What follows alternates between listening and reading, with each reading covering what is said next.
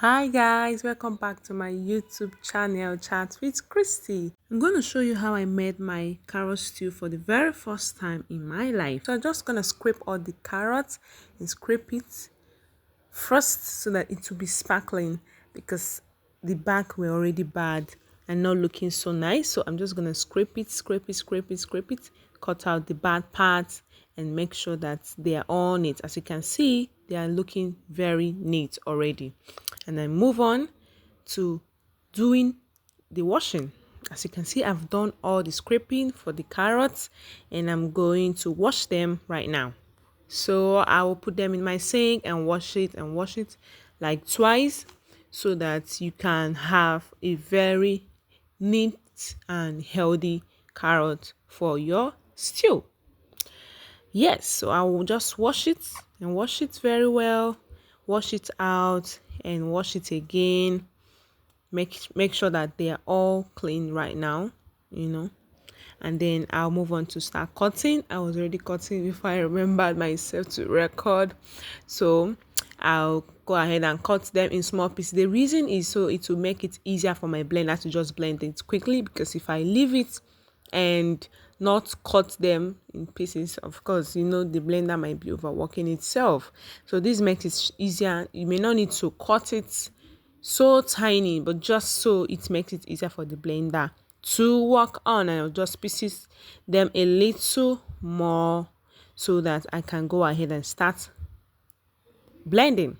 But before that, I have to put them in a bowl, pour in neat water that you can use to blend it, soak it for some minutes and leave it to be there so it softens the carrot some more.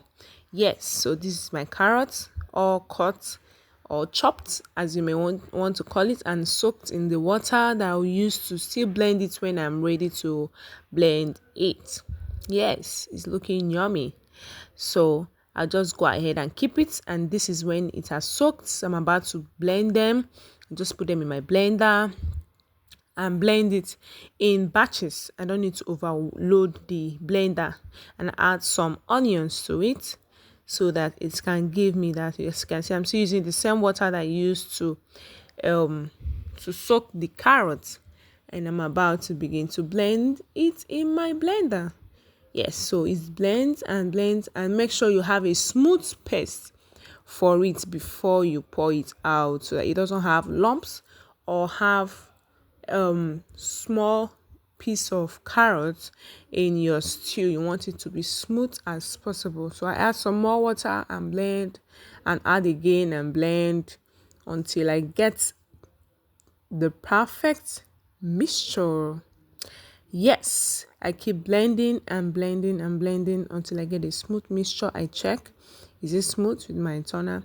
Okay, so it needs some more blending, and I cover it, add some more little water, blend again, and this time we have a smooth paste, and I've checked it's all done and ready to be poured out. So I'm putting the second batch that I'm going to blend, and after that then we'll move on to the next step. If you've not subscribed to this YouTube channel, this might be the best time. If you're enjoying this video already, subscribe to this channel, like this video, and comment if you're going to try this out. I know some people might be wondering, is it worth trying? Yes, it is.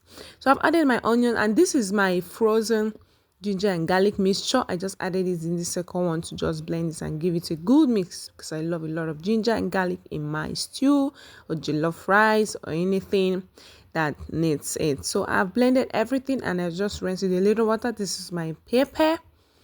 Yes, this is my pepper, and this is my Scotch bonnet pepper. The other one was called sachet. I don't know. Yes, I think it's a Scotch bonnet. So I just use the three of them. It gives it color. So I'm ready to fry now. I'm gonna use my sea salt in my oil. The oil is hot. As I was preparing other things, my gas, the big gas finished, so I had to switch to my camp gas. All thanks to having a plan B rather. So I'll fry the onion a little, and then add the pepper, red pepper, and then the Scotch bonnet pepper, and mix everything. As you can see, I'm putting little of the pepper and then much of the Scotch bonnet because it doesn't hurt so much. So you can put as much as you want depending on how colorful you want your stew to be. So you keep adding and I turn it, stir it very well. So keep stirring and stirring it and leave it for some time. And I'll begin to add my carrots.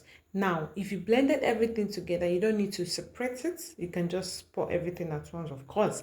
But because I already had the pepper separated and the Scotch bonnet also separated, I needed to let it cook for a while. Then I added my carrots, and now the carrot is in the pot together with the pepper. I just go ahead and turn it to have a perfect mixture, and after turning it for a while, I'll let it to begin to steam and give it a proper cook. Just let it cook. I'll add my remaining onions, and then I'll begin to add my other spices. I'll add some little more salt. You have to be very careful so your salt doesn't spoil your food or you don't over salt. I'll add some more of my king's oil so that it can steam and dry very fast. So I'll go ahead and add my condiment, that's my curry and my thyme powder and then my turmeric powder, and I also add my roasted veggie mix to it, and then add my 2 knorr seasoning cube, and then keep stirring it until everything is incorporated.